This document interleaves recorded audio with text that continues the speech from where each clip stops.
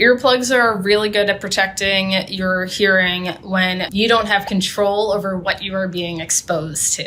And that includes whether it's factory workers or you're at a concert. Noise is noise. You could be damaging your hearing, and the louder it is, the faster that damage is going to happen.